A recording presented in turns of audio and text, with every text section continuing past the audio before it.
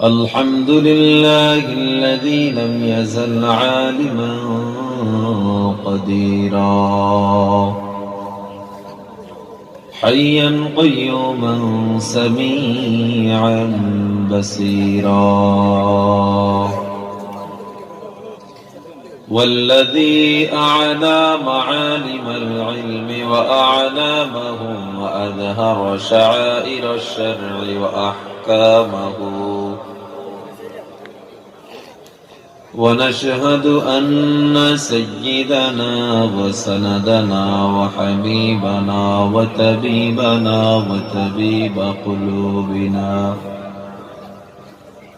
وطبيب قلوبنا ومولانا محمدا عبده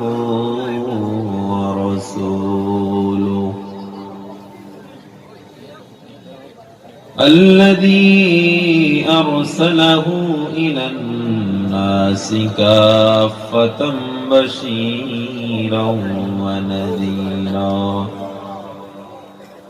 وداعيا إلى الله بإذنه وسراجا منيرا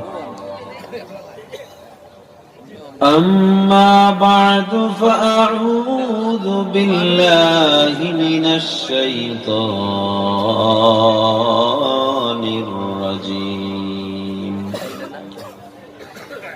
بسم الله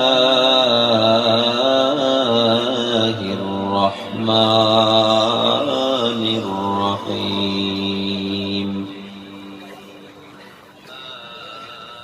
والعصر إن الإنسان لفي خسر إلا الذين آمنوا وعملوا الصالحات وتواصوا بالحق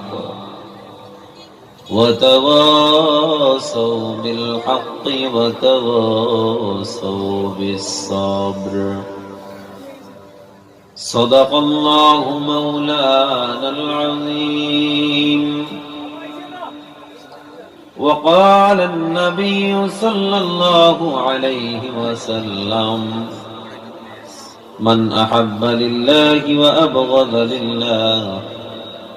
وأعطى لله ومنع لله فقد استكمل الإيمان نماز درود আমরা পড়ি درود তেলাওয়াত করি اللهم صل على محمد وعلى آل محمد كما صليت على إبراهيم وعلى آل إبراهيم إنك حميد مجيد اللهم بارك على محمد وعلى آل محمد كما باركت على إبراهيم وعلى آل إبراهيم إنك حميد مجيد मौत को समझा है जाहिल इख्तिताम जिंदगी मौत को समझा है जाहिल इख्तिताम जिंदगी दर हकीकत मौत तेरे इब्तिदाए जिंदगी है अज़बराए बंदगी जिंदगी बेबंदगी शर्मिंदगी ऐश अशरत के लिए दुनिया नहीं याद रख तू बंदा है मेहमान ही ला इलाहा इल्लल्लाह ला इलाहा इल्लल्लाह ला इलाहा illallah la ilaha illallah la ilaha illallah jore la ilaha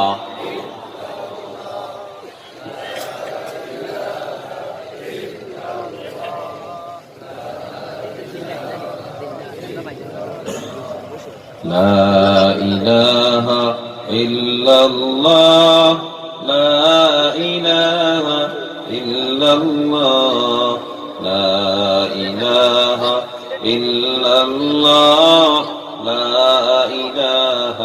إلا الله لا إله إلا الله لا إله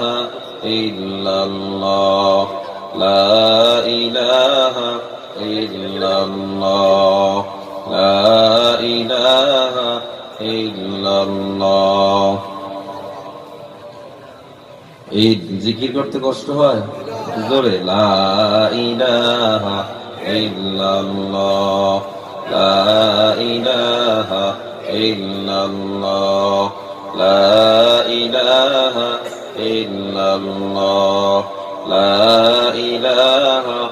ইল্লাল্লাহ লা ইলাহা ইল্লাল্লাহ